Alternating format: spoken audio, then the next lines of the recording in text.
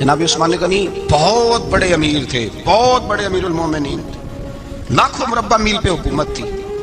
چند سو آدمیوں نے آ کے گھیر لیا عثمان غنی کے گھر کو، اور کربلا میں تو 3 دن پانی باندھ رہا ہے، حضرت عثمان غنی پہ 40 دن پانی باندھ رہا ہے، 40 دن۔ اور حضرت امام حسین کے خیموں کے گرد پہرا دینے کے لیے جناب عباس تھے۔ اور میں تاریخ کے سارے معتبر حوالے عرض کر سکتا ہوں کہ جب حضرت عثمان غنی کو خطرہ ہوا تو مولا علی شیر خدا نے امام حسن اور حسین کو تلواریں پکڑائیں اور فرمایا دروازے کے آگے کھڑے ہو جاؤ، کوئی بدبخت تمہارے خالو عثمان غنی کے دروازے تک جانے نہ پائے۔ اور اس دروازے سے پھر گیا بھی کوئی نہیں، اس لیے کہ وہاں حسنین کریمین کا پہرا تھا۔ جو گیا بے ایمان تو پیچھے سے چڑھ کر کے گیا۔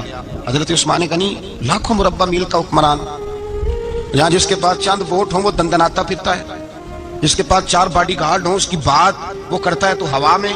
حضرت عثمان غنی کے پاس ہزاروں کی فوج ہے، چند سو لوگوں نے آپ کے گھر کو گھیر لیا، شہید کرنا چاہتے ہیں۔ جناب عثمان غنی رضی اللہ تعالیٰ عنہ کے پاس حضرت علی رضی اللہ تعالیٰ عنہ، کئی اور لوگ گئے۔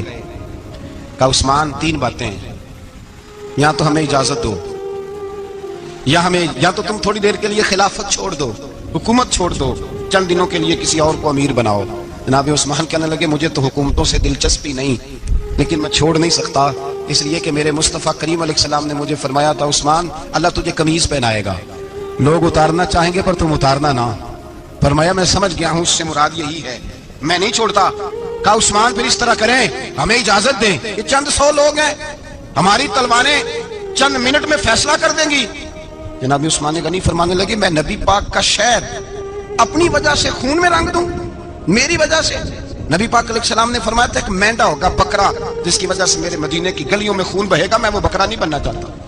فرمایا میں نہیں چاہتا میری وجہ سے خون بہے اور حضور کے مدینے میں بدامنی ہو۔ عثمان کی جان جاتی ہے تو جائے، پر نبی پاک کے مدینے میں شور نہیں ہونا چاہیے۔ اے پائے نظر ہوش میں آ، یہ کوبے نبی ہے، آنکھوں سے بھی چلنا یہاں بے ادبی ہے۔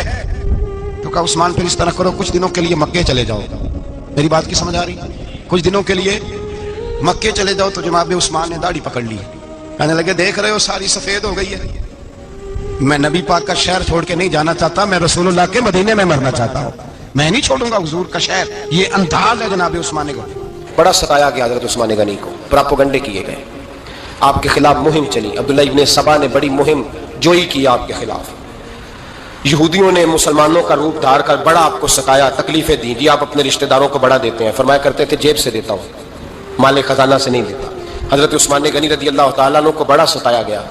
یہ وہ واحد ہستی ہے حضرت عثمان غنی، انہوں نے شہادت قبول کر لی لیکن تلوار نہیں چلنے دی، لوگوں کو ایک دوسرے کے گلے نہیں کاٹنے دی، وہ شخصیت ہے حضرت عثمان غنی کی، لیکن بڑا ستایا گیا، بڑا پراپوگنڈا۔ مجھے بتائیے اس کے بارے میں اللہ قرآن کی آیتیں نازل کر دے، اور جس کے بارے میں مصطفیٰ کریم ایک بار نہیں تین بار جنت کی بشارت عطا کر دے، کوئی بندہ ہمیں تاریخ بتائے، حوالے دے، کہانیاں سنائے، تو ہم اس کی کہانیاں دیکھیں گے یا نبی پاک کا فرمان دیکھیں گے؟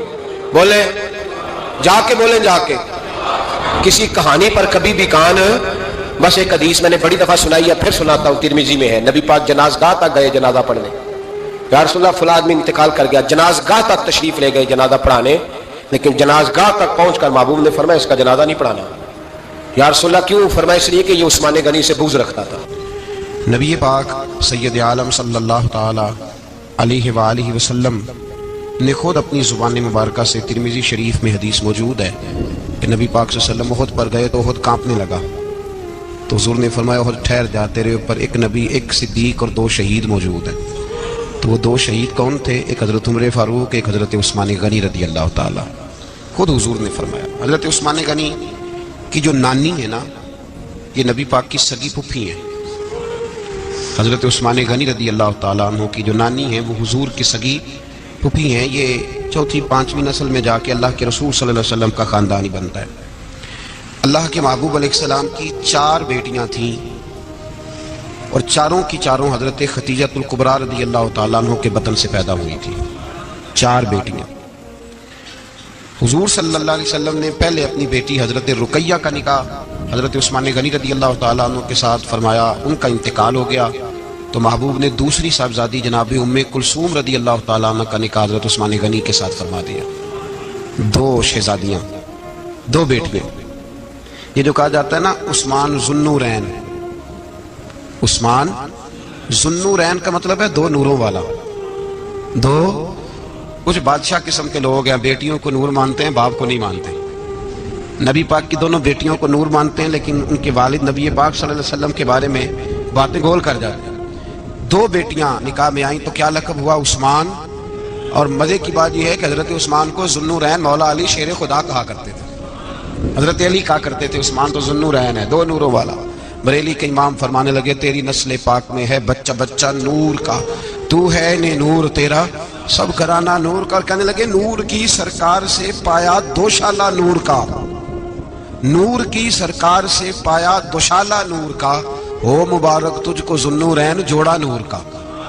مبارک دے رہے ہیں دوسری شادی پر، کہتے ہیں ہو مبارک تجھ کو ذوالنورین جوڑا نور کا. تو حضرت عثمان غنی رضی اللہ تعالیٰ عنہ چوتھے پانچویں مسلمان ہیں.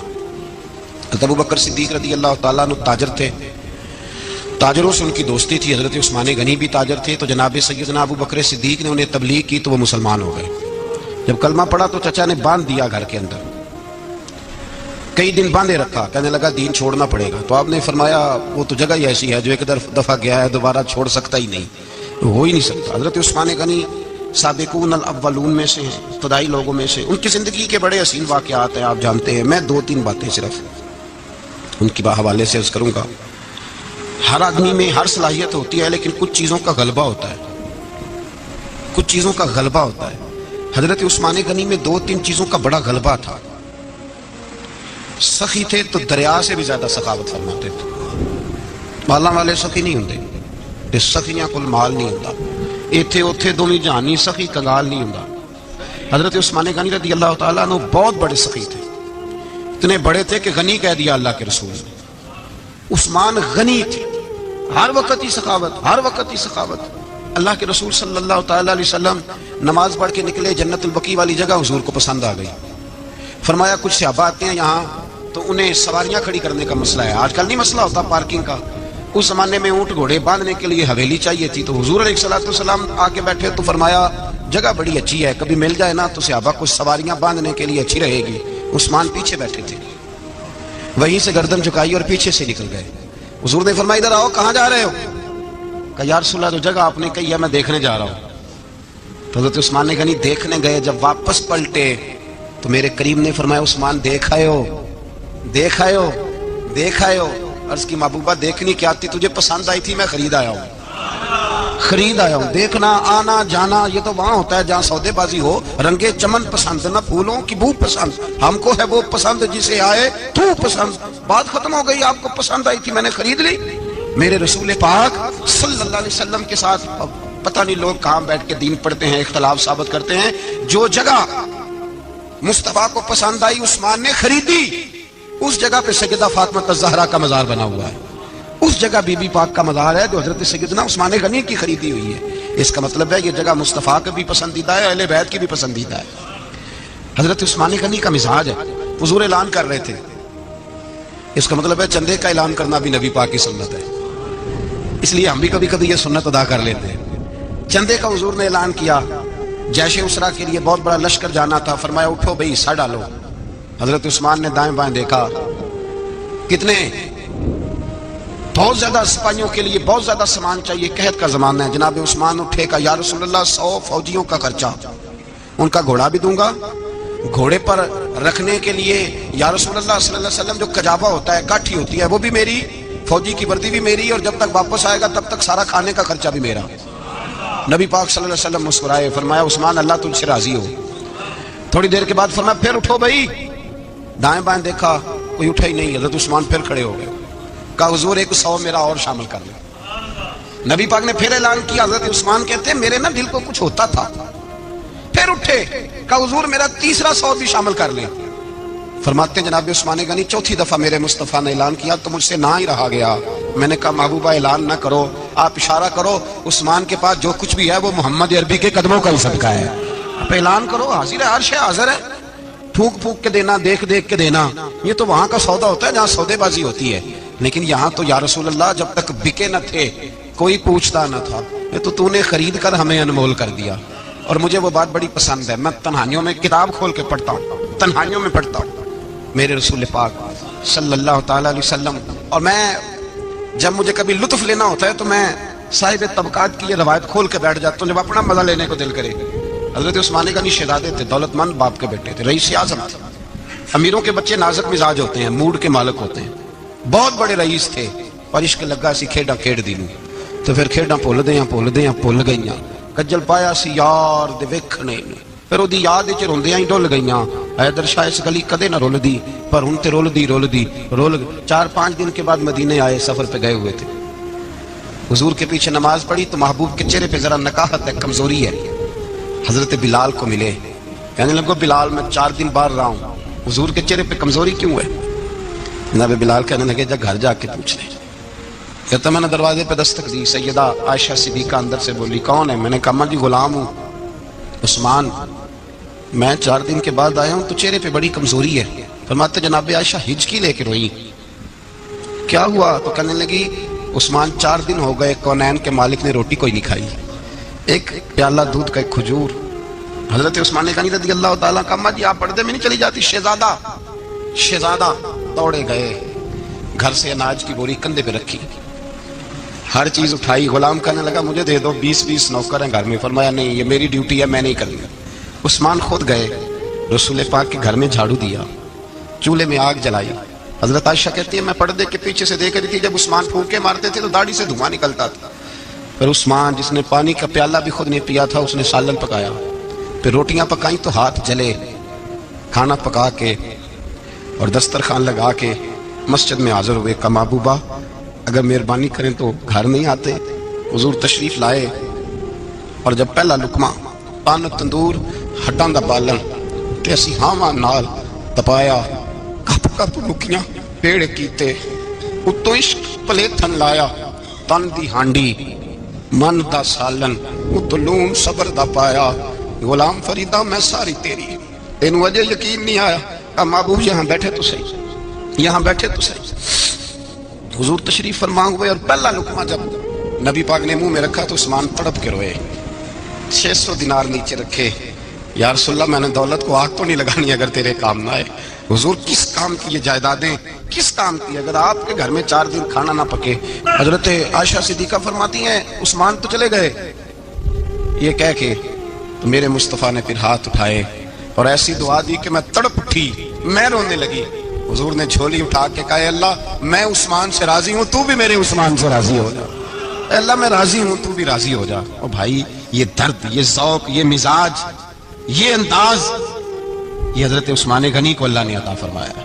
آپ آج لوگ اعتراض کرتے ہیں ہم پہ, کہتے ہیں تم پہلے مدینے بعد میں مکے, زیادہ دن مدینے تھوڑے دن, یہ کیا انداز ہے تمہارا؟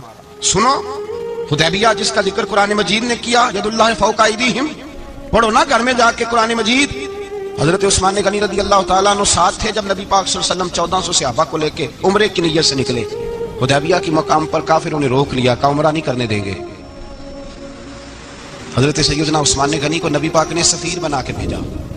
جناب عثمان غنی کئی سالوں کے مکے سے بچھڑے تھے, سامنے کعبہ نظر آیا, احرام بندھا ہوا ہے. جب سفیر بن کے گئے تو ابو سفیان کہنے لگے عثمان ہم تیرے رسول کو تو ابھی عمرے کی اجازت نہیں دیتے, باقی لوگ تو نہیں آتے, وہ سامنے کعبہ ہے, وہ حجر اسود ہے, وہ سارا کچھ ہے, طواف کرنا ہے تو کر لو, استلام کرنا ہے تو کر لو, اگر تم نے کعبے کے اندر نماز پڑھنی ہے تو پڑھ لو, صفا مروہ کے پھیرے لگاؤ, تمہیں اجازت ہے. نبی عثمان غنی فرمانے لگے قسم ہے رسول کی زلفوں کی, جب تک میرے مصطفیٰ طواف نہیں کریں گے عثمان بھی کوئی نہیں کرے گا. عثمان بھی وہ کون سا طواف ہے جس میں طواف اور مدینے والا نہ ہو؟ وہ کون سا عمرہ ہے جس میں عمرہ ہو اور رسول پاک نہ ہو؟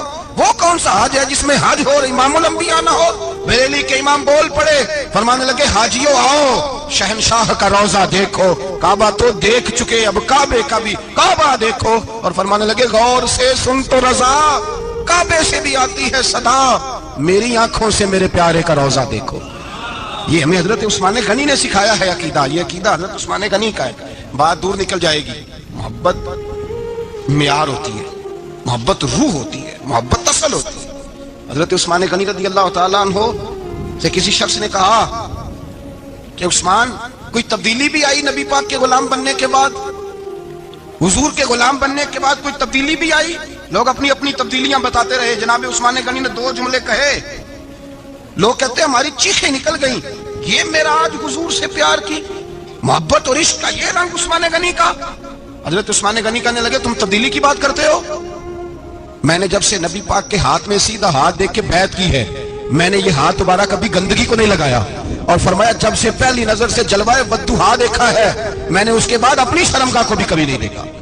इसलिए कि इन आंखों में रसूलुल्लाह के जलवे रच बस गए। ये मेयार पैदा किया जनाब उस्मान गनी ने। और मदीना मुनव्वरा से जो मोहब्बत है ना मुसलमान की, उसका अगर असल रंग देखना हो तो जनाब उस्मान गनी को जिंदगी को देखा जाए। असल रंग हजरत सैयदना उस्मान गनी बाहया बड़े थे। क्या बड़े थे? कुछ लोग बेहया होते हैं, किसी को भी नहीं छोड़ते, ना सहाबा को, ना अहले बैत को, ना किसी और को। उस्मान बाहया बड़े थे। कितने?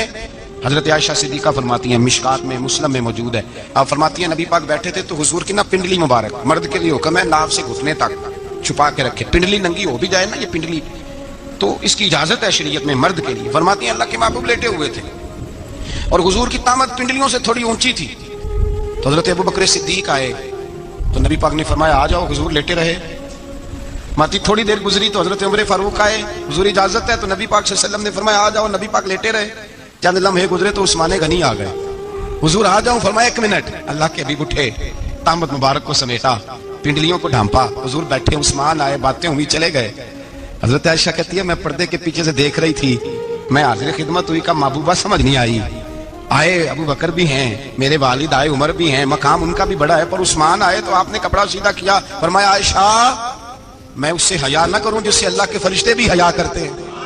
हजरत उस्मान गनी रदी अल्लाह तआला अन्हु अपने घर के अंदर होते तो कई कपड़े लपेटे रहते, कई कपड़े जनाब। मैं एक नतीजा आपके सामने रखना चाहता हूं, मेरी तरफ देखें, कई कपड़े लपेटे रहते, कपड़ों के ऊपर कपड़े, शर्मो हया के पैक कर। जनाब उस्मान गनी गुस्ल करते तो कपड़ों समेत करते, फरमाते नाम भाई मुझे शर्म आती, पैक करे शर्मो हया। उसका नतीजा क्या निकला? हजरत रुकैया रदी अल्लाह तआला अन्हा के साथ जनाब उस्मान गनी का जब निकाह हुआ तो अभी पर्दे की आयतें नहीं आई थी, शर्मो हया के पैकर थे, अभी पर्दे का हुक्म नहीं आया था। सहाबा बेदरेग आते जाते थे एक दूसरे के घरों में। अल्लाह के महबूब अलैहिस्सलाम ने गोश्त पकाया तो फरमाया हजरत उसामा बिन ज़ैद को जाओ उस्मान को भी दे आओ। जनाब उसामा बिन ज़ैद फरमाते हैं मैंने गोश्त पकड़ा, सालन पकड़ा और उनके घर पहुंचा, जामे तिरमिज़ी में मौजूद है। फरमाते हैं मैं जब अंदर दाखिल हुआ मुस्तफ़ा की शहजादी को देखा और फिर उस्मान गनी को देखा। फरमाते हैं जिन्हें मैंने देखा ऐसा जोड़ा मैंने कभी नहीं देखा था। मैं बस हल्का सा मुस्कुरा के पलट आया, ना उन्होंने कुछ पूछा ना मैंने कुछ बताया। फरमाते हैं जब मैं मस्जिद में दाखिल हुआ ना, पहला कदम ही रखा तो मुस्तफ़ा करीम ने फरमाया उसामा दे आयो सालन। मैंने कहा या रसूलल्लाह दे आया हूं। फरमाया ऐसा सोना जोड़ा पहले कभी देखा है? देखा है कभी? मैंने कहा नहीं हुजूर मैंने नहीं देखा। तो मेरे मुस्तफ़ा करीम, ये लफ्ज़ तिरमिज़ी के नहीं, ईशा वलीउल्लाह साहब ने इज़ालतुल खिफा में लिखे, मेरे महबूब पाक अलैहिस्सलाम ने फरमाया उस्मान की शक्ल एक तो जद्दुल अंबिया इब्राहिम खलीलुल्लाह से मिलती है और दूसरा फरमाया अगर किसी ने मेरे जलवे देखने हो तो वो भी उस्मान के चेहरे में नजर आएंगे। ओ नौजवानों पैगाम दे रहा हूं, रिजल्ट निकाल रहा हूं।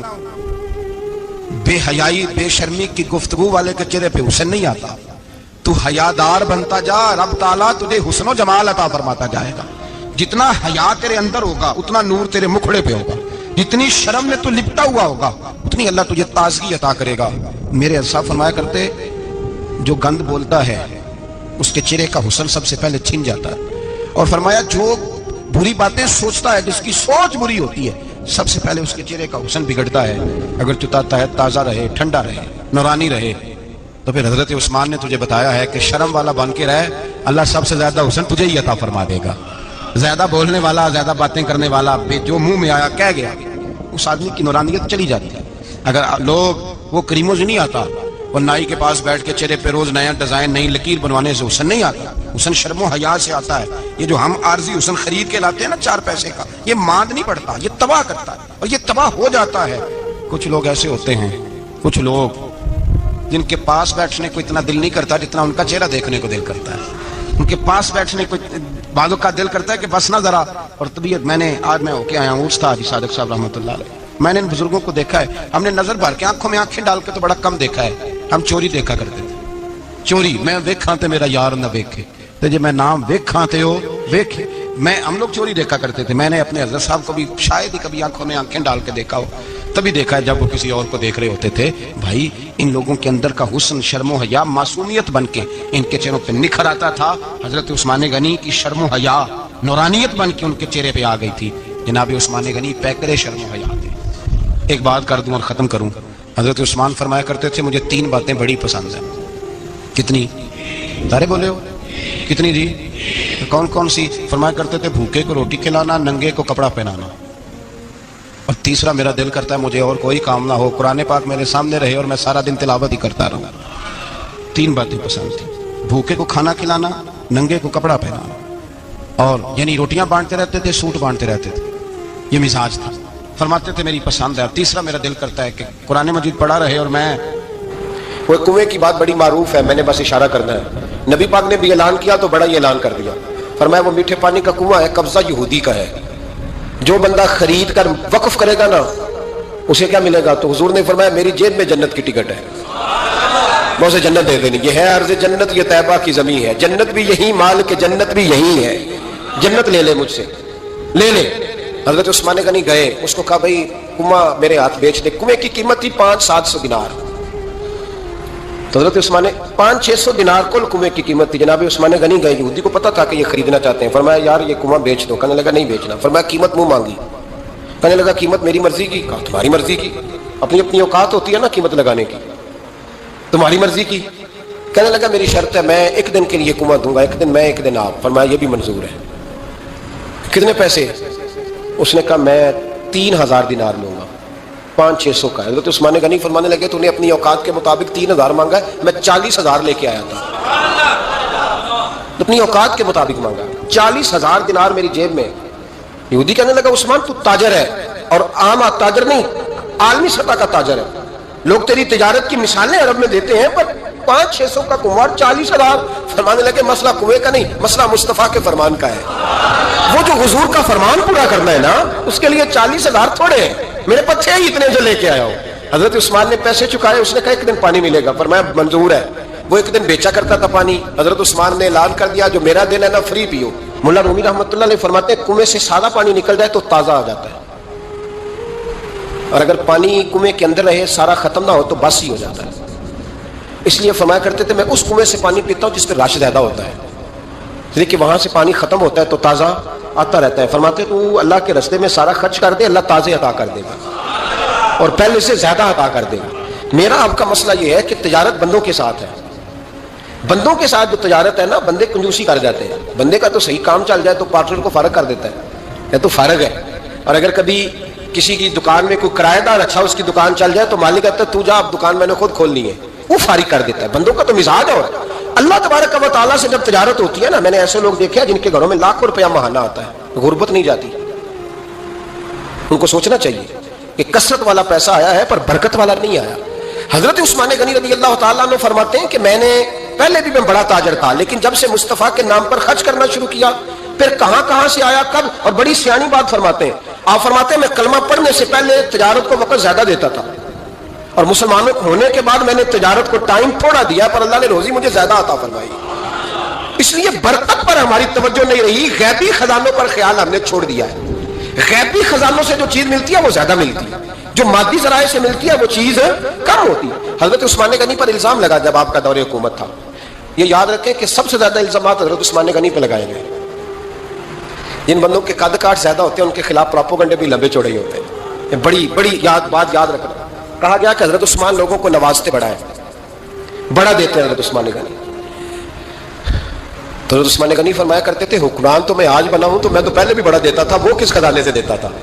آپ جواب دیا کر. دیکھیں ذرا، لاکھوں لوگ حج کرنے آتے تھے، پر حضرت عثمان غنی حج کرنے جاتے ہیں تو اعلان کر دیتے کہ کوئی حاجی حج کے موقع پر آ کے کھانا نہ پکائے، سب کو کھانا عثمان غنی اپنی جیب سے دیا کرے گا. مینا میں لنگر کھانا ہوتا تھا حضرت عثمان غنی کا. مینا میں فرماتے تھے کھاؤ حاجیوں جتنا کھا سکتے. اور پھر حضرت عثمان غنی کا اعلان تھا، خدام کو کہتے تھے میں آخر میں کھاؤں گا، پہلے میرے سارے آنے والے حاجیوں کو کھلایا جائے. ایک مجھ سے نا ایک دوست نے سوال پوچھا 4-5 دن ہو گئے. کچھ سوال ایسے ہوتے ہیں جو بندے کو نا چراہے پہ لا کے کھڑا کر دیتے ہیں، زندگی میں نہ بھولنے والے سوالات ہوتے ہیں. ایک شخص نے سوال پوچھا، کہنے لگا اوکاڑ دینی اور مذہبی گھرانہ ہے، اوکاڑے سے تعلق ہے، میرے ساتھ محبت کا رشتہ ہے. کہنے لگے بیٹی کی شادی کر دیا ہے راولپنڈی میں. آپ کی بھی بیٹیاں ہیں، میری بھی بیٹی ہے. بیٹی کی شادی کر دی ہے راولپنڈی میں. اب بچی چند دن رہنے آئی ہے. پوچھنا یہ ہے کہ نماز پوری پڑے گی کہ قصر پڑے گی؟ تو میرا تو اس نے کام کر دیا، حد ہو گئی، رو رو کے برا حال. میں نے کہا یار تو بند کر دے فون، رات کو بتاؤں گا۔ کیا پوچھ لیا یار تو نے؟ بیٹی مسافر نہیں ہوتی، بیٹی تو مہرانی ہوتی ہے باپ کے گھر کی۔ اور بیٹی مطلب کیسے بتاؤں کہ دل کرتا ہے کہ بیٹی وہ صرف ہنسے، وہ روئے کبھی نہ، یہ دعا ہوتی ہے۔ تو نے اتنا بڑا سوال کیوں کیا؟ بہرحال علماء کو کچھ چیزوں کے جواب دینے پڑتے ہیں۔ میں نے کہا میں رات کو بتاؤں گا۔ رات کو پھر فون آیا کہ آپ وہ بڑی جلدی جواب دینے کے آتی ہیں تو دیر کیوں کر دی؟ تو میں نے کہا یار جواب تو میرے پاس تھا لیکن ہمت نہیں تھی ابھی۔ تو میں نے کہا کہ اگر تو بیٹی آئی ہے والد کے گھر میں اور ابا جی کا پروگرام ہے اسے جائیداد میں سے حصہ دینے کا، تو پھر تو بیٹی نماز پوری پڑے گی، لیکن اگر ابا جی نے علیحدہ کر کے انگوٹھا لگوانا ہے تو پھر بیٹی مسافر ہے۔ اگر ابا جی نے اس کو علیحدہ کر کے انگوٹھا لگوانا ہے نا کہ دے دے بھائیوں کو، خیر ہے تیری شادی پہ خرچہ کر دیا ہے، اگر ابا جی کے دل میں نے کہا یہ ابے سے فتویٰ پوچھ لو، اگر ابا جی کے دل میں چور ہے نا کہ بیٹی کو دینا کچھ نہیں، تو پھر بیٹی نے نماز قصر پڑھنی ہے، اس لیے کہ پھر وہ وہاں حصے دار۔ اس کی دلیل حضرت عثمان غنی رضی اللہ تعالیٰ عنہ حج کے لیے تشریف لے گئے تو لوگوں نے حضرت عثمان غنی سے کہا کہ نبی پاک بھی قصر نماز پڑھتے تھے، حضرت عمر بھی حج کے موقع پر قصر پڑھتے، حضرت ابو بکر بھی، آپ کیوں پوری پڑھتے ہیں؟ فرمایا ان کا مکے میں گھر کوئی نہیں تھا، میرے تو پورے کے پورے باغ ہیں، تو میں یہاں مسافر نہیں ہوں، میں یہاں مقیم ہوں، تو اگر تو بیٹی کا حصہ بھی ہے ابا جی کے گھر میں تو پھر وہ نماز پوری پڑے گی۔ لیکن اگر ابا جی نے اللہ تعالیٰ خیر فرمائے بیٹوں کے حق میں فیصلہ سنا دیا ہے اور انہوں نے بیٹی سے کہہ دیا ہے کہ چھوڑ، جو بیٹیاں حصہ لیتی ہیں ان کے بھائی نہیں ملتے تو نہ ملے بھائی، کوئی حرج نہیں، ضروری ہے ظالم بھائیوں سے رابطہ رکھنا، جو کہا جائے بہنوں کا حصہ۔ والد ظالم ہے، ظالم ہے باپ، بیٹے کو حصہ دیتا ہے بیٹی کو نہیں دیتا۔ اور یہ 1.5 مربے والے جاگیردار کی بات نہیں کر رہا، جس کا 4 مرلے کا مکان ہے اس کی بیٹی کا بھی حصہ بنتا ہے۔ کیوں کھاتے ہو بیٹیوں کا حصہ؟ ڈر نہیں آتا اللہ تعالیٰ سے؟ کیوں کھاتے لوگ بیٹیوں کا حصہ؟ جب اللہ رسول نے رکھا ہے تو کیوں کھا جاتے؟ اور پھر کہتے ہیں جناب بڑا پیار ہے بیٹی سے، رونے دھونے کے لیے پیار ہے۔ تو یاد رکھیں حضرت عثمان غنی رضی اللہ تعالیٰ عنہ کا لنگر چلتا تھا۔ تو میرے بھائی ایک اور بہت بڑی خوبی حضرت عثمان غنی کی تیسری وہ یہ تھی کہ آپ میں اللہ نے بہت زیادہ حیا رکھی تھی۔ آج نا اگر آپ ناراض نہ ہو تو ہماری حکومتوں میں جو بدتمیز زیادہ ہوتا ہے اس کا عہدہ زیادہ ہوتا ہے، اس کو اچھا عہدہ ملتا ہے جو بدتمیزی زیادہ کرتا ہے۔ اور ہمارے ہاں نوجوان سمجھتے ہیں کہ کھل کے پھرنا، کھل کے کھانا، مرضی کا لباس پہننا۔ ہمارے ایک بزرگ فرمایا کرتے تھے جب سے پیسے لوگوں کے پاس زیادہ آئے ہیں لباس چھوٹے ہو گئے، پیسہ زیادہ آ گیا کپڑے جسموں پہ سکڑ گئے۔ لوگ سمجھتے ہیں کہ بس جو دل میں آئے کہہ دینے کا نام جمہوریت ہے، آزادی رائے ہے۔ حضرت عثمان غنی رضی اللہ تعالیٰ عنہ شرم و حیا کے پیکر تھے، بڑا پیسہ تھا، بڑا کچھ تھا، لوگ ڈرتے تھے، سردار بھی تھے، جو چاہتے کر سکتے، روب داری ہوتا۔ لیکن عثمان غنی کو جب بھی کوئی دیکھتا تھا کسی کونے میں بیٹھے نظر آتے تھے، چھپے ہوئے، پیچھے، شرم و حیا، نفاست پسندی، بڑھ بڑھ کے آگے ہونا، ہر ویڈیو میں شامل ہونے کی کوشش کرنے کا نام پیار نہیں ہے۔ نفاست پسند جو لوگ ہوتے ہیں وہ اکثر چھپے ہوئے ہوتے ہیں، ان کا پتہ ہی نہیں ہوتا لوگوں کو پیچھے دراصل ہے کون۔ دیکھیے نا بڑی معروف حدیث ہے صحیح مسلم میں، نبی پاک صلی اللہ علیہ وسلم آرام فرما رہے تھے، حضور نے تامت مبارک باندھی ہوئی تھی، لیٹے ہوئے تھے سرکار۔ تو جب آدمی لیٹتے تھے نا، ہمارے بزرگ بھی جب لیٹتے ہیں تو تامت کو سمیٹا کرتے تھے تو گھٹنوں تک آ جاتی تھی، دیکھا ہے نا آپ نے، گھٹنوں تک تامت آ جاتی جب لیٹتے۔ تو سرکار بھی لیٹے تھے، پردے کی ابھی آیتیں نہیں آئیں، دروازے پہ دستک ہوئی، حضرت عائشہ صدیقہ عرض کرنے لگے یا رسول اللہ میرے ابا جان جناب ابو بکر صدیق آئے۔ حضور نے فرمایا بلا لو۔ حضرت عائشہ کہتی ہیں وہ آ کے بیٹھ گئے، حضور لیٹے رہے، پھر دستک ہوئی، اب کون ہے؟ کہا سیدنا فاروق اعظم۔ کہا عائشہ آپ ساتھ والے حجرے میں چلی جاؤ۔ اماں جی وہاں چلی گئی، تھوڑی دیر کے بعد حضرت عمر آئے، حضور لیٹے رہے، جناب عائشہ کہتی ہیں پھر دستک ہوئی، اب کون ہے؟ فرمایا عثمان غنی۔ نبی کریم نے فرمایا اسے کہو ذرا ٹھہر جائے۔ حضرت عثمان ٹھہرے تو حضور اٹھ کے بیٹھے، تہمت مبارک کو ٹھیک کیا، پھر اپنے کرتے مبارک کو سیدھا کیا، پھر دستار کو سیدھا کیا، فرمایا اب بلاؤ عثمان غنی۔ حالانکہ جاہو جلال حضرت عمر کا زیادہ ہے، حالانکہ وقار مقام حضرت صدیق اکبر کا زیادہ ہے، اب بلاؤ عثمان غنی کو۔ حضرت عثمان غنی رضی اللہ تعالیٰ عنہ آئے، بیٹھے، بات چیت ہوئی، تینوں چلے گئے۔ حضرت عائشہ صدیقہ کہتی ہے میرے ذہن میں سوال رہ گیا، میں نے عرض کی یا رسول اللہ صلی اللہ تعالیٰ علیہ وسلم وہ دو لوگ آئے، آپ بیٹھے رہے، عثمان آئے تو آپ نے اہتمام کیا، کیا لفظ ہے اور لفظوں میں تاثیر ہے، اور جملے دو کہے نبی پاک نے لیکن کتنا بڑا ان کا مرتبہ بیان کیا۔ فرمایا عائشہ میں اس شخص سے حیا نہ کروں جس سے اللہ کے فرشتے بھی حیا کرتے ہیں، میں اس سے حیا نہ کروں جس سے اللہ کے فرشتے بھی حیا کرتے ہیں۔ حضرت عثمان غنی فرمایا کرتے تھے میں نے جب سے حضور کا چہرہ دیکھا ہے دوبارہ پلٹ کے اپنی شرمگاہ بھی کبھی نہیں دیکھی، گویا میں نے اپنی آنکھوں کا وضو نہیں توڑا جب سے حضور کا۔ فرماتے جب سے یہ ہاتھ نبی پاک کو بیعت کے لیے دیا ہے، پھر گندگی میں نہیں جانے دیا میں نے سیدھا۔ حضرت عثمان غنی فرمایا کرتے تھے میں اپنے گھر کے اندر اپنے غسل خانے میں چار دیواری کے اندر بھی کپڑوں سمیت غسل کرتا ہوں، مجھے حیا آتی ہے غسل خانے میں بھی کپڑے۔ اور سنو ایک اور بڑی بات اہم، آپ فرمایا کرتے تھے میری جو محرم عورتیں ہیں نا، محرم پھپھی خالہ، میری جو محرم عورتیں ہیں، فرمایا کرتے تھے میں نے کبھی ان کے بھی چہرے آنکھ بھر کے نہیں دیکھے، ان کے بھی چہرے کبھی میں نے آنکھ بھر کے نہیں دیکھے۔ جو میری محرم عورتیں ہیں پھپھی خالہ، فرماتے تھے ان سے بھی جب بات کرتا ہوں تو میں چہرہ جھکا کے۔ ہمارے ہاں تو کزن ایک دوسرے سے سلام لیتے ہیں، لڑکیاں لڑکے کزن ایک دوسرے سے سلام لیتے ہیں۔ بچیاں آیا کرتی تھی تو میری کبھی کبھی مجھے بتایا جاتا تھا، میں نے ایک پابندی لگا دی، بچیاں جب مدرسے میں آتی تھی کہ جو دور سے بچی آئے اس کو جس آدمی کا نام لکھا ہو بتایا جائے وہی لینے آئے۔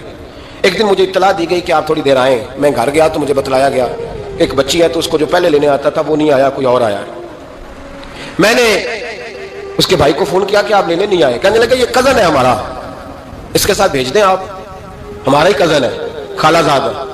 میں نے کہا یار آپ کہاں ہو؟ کہنے لگے مجھے 20-25 منٹ لگ جائیں گے۔ تو میں نے کہا ابھی کلاسیں بھی جاری ہیں تو آپ ہی آ جانا خود ہی۔ میں نے کہا سب آپ بھیج دیں، مجھے اعتبار ہے اس پہ۔ میں نے اس کو ایک بات کہی جو آپ کو بھی کہتا ہوں، میں نے کہا یار تمہیں اعتبار ہے تو اللہ رسول کو اعتبار کیوں نہیں؟ انہوں نے کیوں غیر محرم بنایا؟ عجیب تماشا ہے، مجھے پھپھی ذات پہ، خالہ ذات پہ، ماموں ذات پر اعتبار ہے، نبی پاک کو کیوں نہیں؟ آپ کو زیادہ پیار ہے لوگوں سے یا نبی پاک کو امت سے زیادہ پیار ہے؟ کیا مطلب تماشا ہے؟ کیا مزاج بنا لیا میں نے اور آپ؟ نبی پاک نے ایک شخص پر اعتبار نہیں کیا پر میں اس سے پردہ کرو، آپ نے اور میں نے کیسے کر لیا؟ نبی پاک نے خالہ ذات، پھپھی ذات، دیور پر، جیٹ پر، سالے پر، بہنوئی پر اعتبار نہیں کیا، پابندی لگا دی۔ تو نے کیسے کیا؟ تجھے تیرے دل میں زیادہ درد آیا، تو زیادہ دین کو سمجھنے لگا ہے، انسانیت زیادہ اچھلائی ہے تیرے اندر۔ اعتبار کیا ہوتا ہے؟ یاد رکھنا دنیا میں جتنے گھر تباہ ہوئے ان لوگوں کی وجہ سے نہیں ہوئے جن پر اعتبار نہیں تھا، ان کی وجہ سے ہوئے جن پر اعتبار تھا۔ گھر کا بیٹی لنکا ڈائے، باہر والے آ کے کبھی بھی گھر میں کوئی نقب زنی نہیں کرتے، جب بھی کرتے اعتبار والے کرتے۔ میرے رسول پاک علیہ الصلوۃ والسلام کی وہ ازواج جن پر اللہ کو اتنا اعتبار ہے کہ رب کہتا ہے میرے محبوب کی بیویوں تمہاری جیسی دنیا میں دوسری ہے ہی کوئی، اللہ کو اتنا اعتبار ہے۔ لیکن ایک نابینا صحابی آئے تو حضور کی دو ازواج بیٹھی تھی تو نبی پاک نے فرمایا پردہ کرو۔ یا رسول اللہ وہ تو نابینا ہے۔ فرمایا تمہیں تو نظر آ رہا ہے نا، تمہاری آنکھیں تو کھلی ہوئی ہیں۔ حضور کو اعتبار نہیں تھا، بس کر دے۔ سب سے بڑا ظالم وہ ہے جو کہتا ہے مجھے بیٹی پہ اعتبار ہے، وہ ظالم ہے، وہ اپنی بیٹی کے ساتھ ظلم کر رہا ہے۔ جو کہتا ہے مجھے اعتبار ہے، کالج جا رہی ہے، یونیورسٹی جا رہی ہے، اکیلے آ جا رہی ہے، مجھے اعتبار ہے، یہ ظلم کر رہا ہے بچی کے ساتھ۔ وہ تو بچی ہے، اس کا تو ذہن کمزور ہے، ہو سکتا ہے صاف دل ہو لیکن سامنے جو شیطان چوکوں میں گلیوں میں دائیں بائیں گھوم رہے ہیں وہ تو صاف دل نہیں ہے نا، وہ تو معصوم طبع نہیں ہے نا۔ تو بعض اوقات بڑے اچھے نفیس بچے بھی شیطانوں کا شکار ہو جاتے ہیں۔ خدا کا خوف کریں۔ حضرت عثمان غنی کی زندگی، حضرت عثمان فرماتے ہیں جو محرم عورتیں تھیں ان کی طرف بھی آنکھ بھر کے نہیں دیکھا، اس لیے کہ وہ خاتون ہے، میں مرد ہوں، میری حیا مانے۔ آج لوگوں کو شوق ہو گیا عورتوں کی مجلس میں دوڑ دوڑ کے جانا، وہاں بیٹھنا، وہاں وقت بتانا۔ پیران الزام کہتے ہیں کہ وہ درویشیوں کے بیچ بیٹھے ہیں، جی باپ بیٹی ہوتے ہیں جی مریدنی اور پیر۔ میں نے کہا کوئی نہیں ہوتے، اس رشتے پر استدلال ہے۔ اعلیٰ حضرت فرماتے ہیں واجب ہے پردہ پیر اور مریدنی کا، یہ پردہ واجب ہے۔ اگر کوئی شخص اس طرح بے پردہ بیعت لے گا، بیچ میں بیٹھے گا تو اس کا تو مرید ہونا ویسے ہی حرام ہے، جائز ہی نہیں ہے جو سارا دن تویز دھاگے کے لیے بیٹھا رہے اور بیویوں سے گفتگو کرتا رہے۔ خدا را حضرت عثمان غنی رضی اللہ تعالیٰ عنہ کی زندگی میں جو باتیں ہمیں بہت زیادہ ملتی ہیں ان میں نفاست ہے، آپ کی حیا ہے، سخاوت